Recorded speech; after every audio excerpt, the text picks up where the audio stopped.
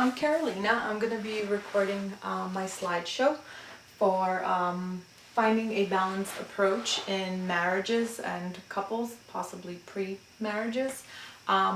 My proposition would go out to, I guess, public welfare and human services, places where I think married couples and families can kind of reach out to or easily have access to those resources.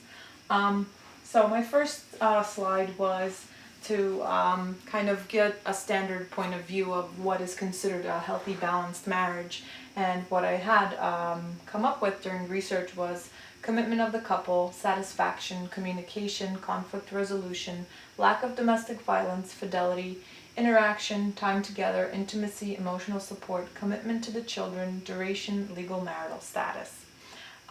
Which seems like a handful. And then I looked up at the challenges of a couple or a marriage and on a daily basis, and I found a very lengthy list. There was more, but I kind of cut some out and put out the important things like employment and income, which usually seems to be always one of the first things that is problematic in families and in general.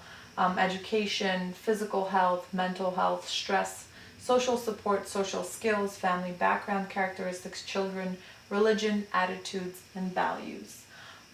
So obviously there's a lot to handle between balancing a healthy marriage and then also having these daily challenges, and they're kind of on a similar, I guess, skill set, not a skill set, I'm sorry, on a list where there is the same amount of balances to maintain and the same amount of challenges, which when they clash, I can imagine is very difficult to maintain.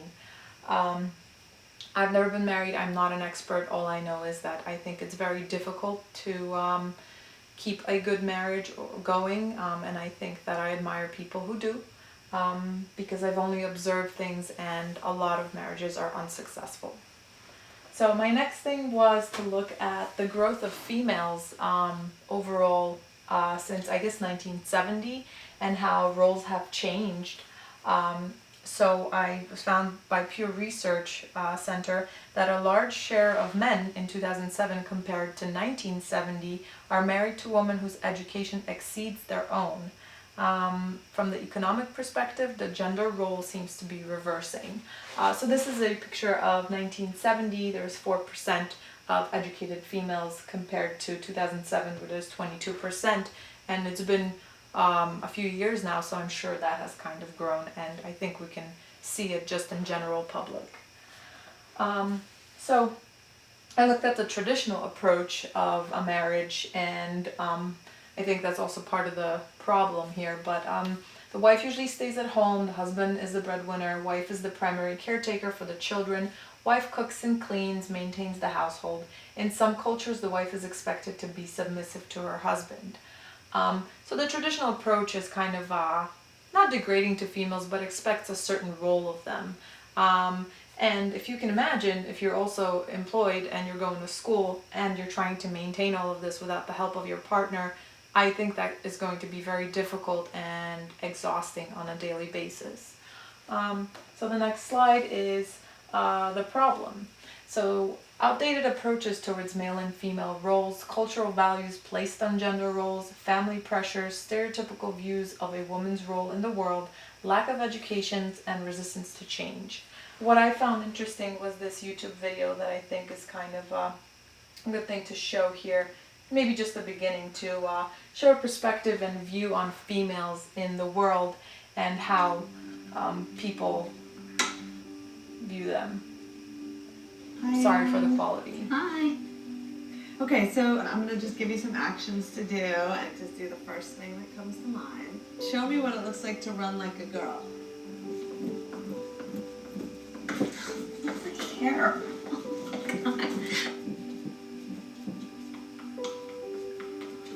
Show me what it looks like to fight like a girl.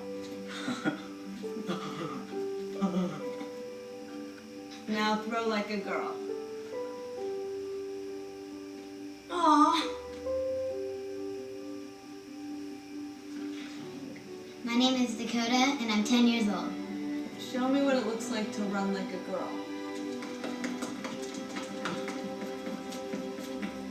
Throw like a girl. Fight like a girl. What does it mean to you when I say run like a girl? It means run fast as you can. So do you think you just insulted your sister? No. I mean, yeah, insulted girls, but not my sister. Is like a girl a good thing? Actually, I don't know if it's a bad thing or a good thing. It sounds like a bad thing. It sounds like you're trying to humiliate someone. So that was just a piece of the video. It's going to be on my slideshow, but I thought it was kind of relevant to how society still kind of views being a girl as weak or not competent enough or as equal to men. Then I found a possible solution, an egalitarian all-around approach where he can do it as well and can kind of share those values with you or with the female and chip in to the household work and stuff like that. And I'm not saying all men and all couples are like that, but obviously my audience would be those who still are and are still trying to battle and kind of find that balance and approach towards a healthy marriage.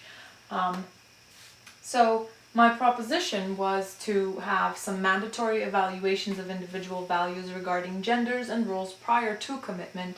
I'm obviously referring to heterosexual couples here, but I do feel that same-sex marriages could run into the same issues if you have a more dominant personality and the other's more submissive. But that's beyond my research, so I'm just going to stick to this. The mandatory counseling prior to entering a lifelong commitment, considering possible conflicts, resolutions, coping mechanisms, etc. And possibly including marriages who are going through a crisis right now, kind of like an AA meeting where we can all just sit down, talk about it, and maybe gain different perspectives from others who have learned and have worked through their problems instead of going straight for divorce. Then educational material of effective approaches to roles within a marriage. I think for males who still kind of associate females in that stereotypical way, that would be kind of a good idea to go together as a team, as a partnership, and kind of have a third party tell you that this is not how it has to be and you can definitely do certain things, and just equality, whether, you know, I cook dinner tonight and you cook dinner tomorrow, and then I'll wash the dishes and you can wash them tomorrow. Things like that, and I feel like that kind of approach would be a more open-minded one and a better, beneficial one towards a marriage. And then the last one was separation. If obviously things don't work out or cannot work themselves out, that's kind of where you would have to lean towards. But I think trying to preserve it and trying to gain perspective for the couple is probably the most ideal approach to have. So some discussion, would this approach be too intrusive to couples with involvement from the government and stuff? How can finances be established for a premarital program? Will religious views impose too greatly on the role of a female in a marriage? And can this proposition lower divorce rates within a marriage? When I looked up counseling and premarital counseling, what I found was majority of religious things, which not everybody is religious, but they should still have resources to kind of reach out to if they're having some issues within a marriage or prior to with their partner. So that was kind of my approach and maybe a future thing to look into. Thank you.